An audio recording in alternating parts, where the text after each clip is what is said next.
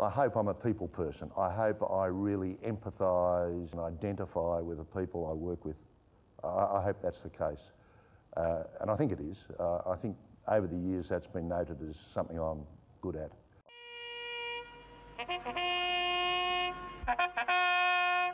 Of course, in going to the Army, I went to the Royal Military College, Duntrean, to train to be an officer, and from the first day I was under the gun, unfit, untidy, lazy and unpunctual. I mean, I had the lot.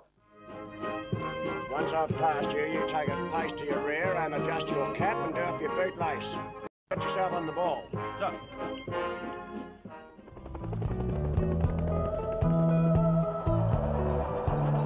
When I graduated, I did some early duty in Malaysia with an infantry battalion and then off to Vietnam as a reinforcement officer. I joined the 9th Battalion of the Royal Australian Regiment on operations in Vietnam, and this was the most exhilarating time of my life because it was dangerous, yet very, very important for me to get it right. Well, it's where the training wheels are taken away. There is no longer somebody to say, we got that wrong, let's go back and do it again. This was the real thing. This was on service with an infantry battalion commanding men in combat in a really, really high intensity and dangerous war, Vietnam.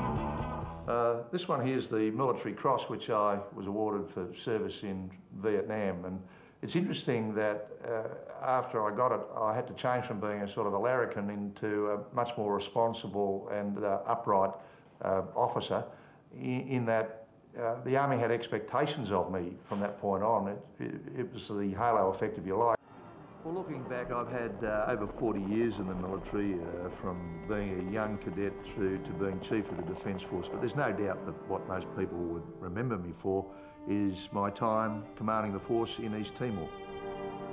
In 1999, when Australia led a major international operation in East Timor, I was commander of Interfet, the force put in place.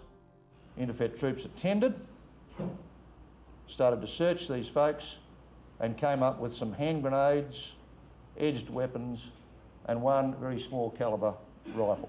So many high points in such an operation, but the thing I was most proud of is that when we finished, we were cheered by the people, and they thought we'd done well by them. Viva Zanana Guzmel! Viva Jose Ramos Horta! Viva! Viva Timor Leste! Viva! Viva Interfet! Viva! Viva Peter Cosgrove! Viva! I remember when Bali occurred. That really created for us a new threshold of activity in the war on terror. And things just seemed to accelerate because we found ourselves deploying troops to the Solomon Islands. We found Iraq on our doorstep. We found there were other terrorist actions that took place. All of these things were enormous challenges for the Defence Force. I suppose one of the things I dwell on is the enormity of that natural disaster, the Asian tsunami. 250,000 people killed in the region. Stay safe, mate. See you back in Darwin, okay? Good luck to you, Corp.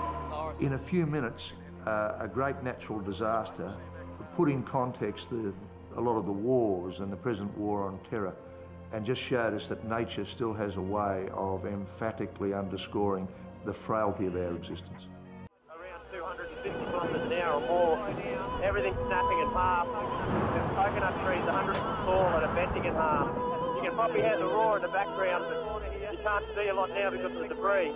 But I was sitting with my wife doing a bit of a diary update when the phone rang after the cyclone on March the 20th last year, and it was the Premier of Queensland to ask me to go up and help. So naturally the answer was yes. There's a lot of things that you might normally worry about are going to be put on hold for a while. As soon as I saw the devastation, I knew I'd have to live up there, and I lived there for 3 months, and it was all to do with coordinating the relief and recovery effort to put people back on their feet.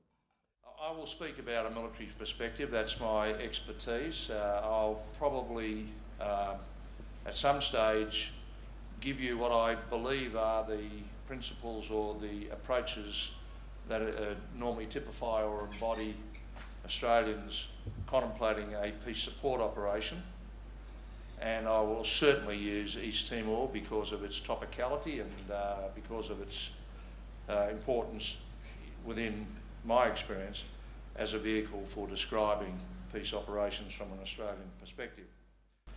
For Australia and Australians, the importance of our involvement in East Timor has had ongoing implications for all of our peace support operations into the new millennium. Our actions in leading that international force will in many respects have flavoured our regional relationships in so many ways, many positive and uplifting, others causing tension. But what is clear to me, having revisited East Timor over the last few years, is that the complexity remains a characteristic of these sorts of operations. We can try to manage, but we can never master. We're all of us like Dr. Livingstone exploring Africa, travelling through life, rushing eternally and inescapably towards the hazy curtain which is our future. My theme today, briefly, is exploring leadership. This is a journey.